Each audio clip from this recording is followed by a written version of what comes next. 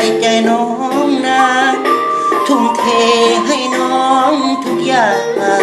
หวังสร้างหาเขาให้ดีหาเงินสร้างตัวหวังอยู่กินตลอดชี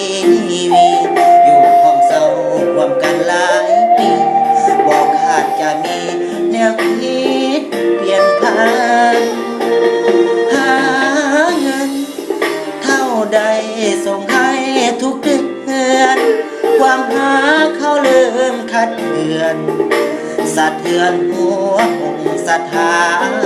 นผัวไปหาเงินหวังสร้างครอบครัวเฮือนสร้างบอกคิดว่าเมียอยู่บ้านจะประหารโดยการมีสู้มาถึงวันนี้ความหักมาพังทลายน้องเปลี่ยนไปมีสายใหม่จากหนึ่งใจเป็นสองยอดสูงได้ยินข่าวทุกเรื่องราวบ่อยากหับผู้หญิงหลายใจหลายสุดอยู่ดังวันทองอยู่ในนิยายเหลือทนหน้ามนเหตุการณ์ได้หนอความอดทนเกินคำว่าพอ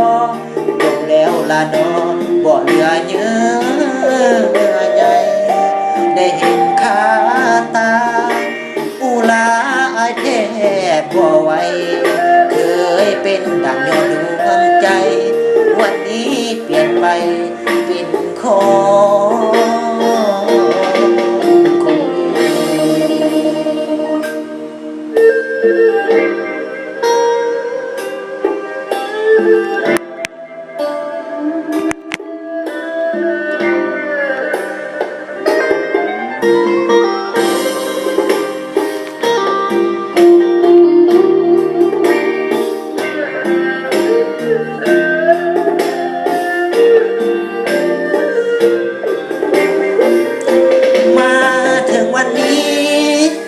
ความหักมาพัง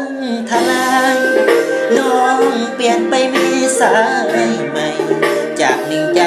เป็นสองยอดสูงได้ยินข่าวทุกเรื่องราวบ่อยากหาผู้หญิงหลายใจหลายสูงอยู่ดังวันทองอยู่ในนิยายเหลือทนดามนเหตุการณ์ได้หนอความอดทนเกินคำว่าพอจบแล้วล่ะน้องบ่เหลือเยื่อ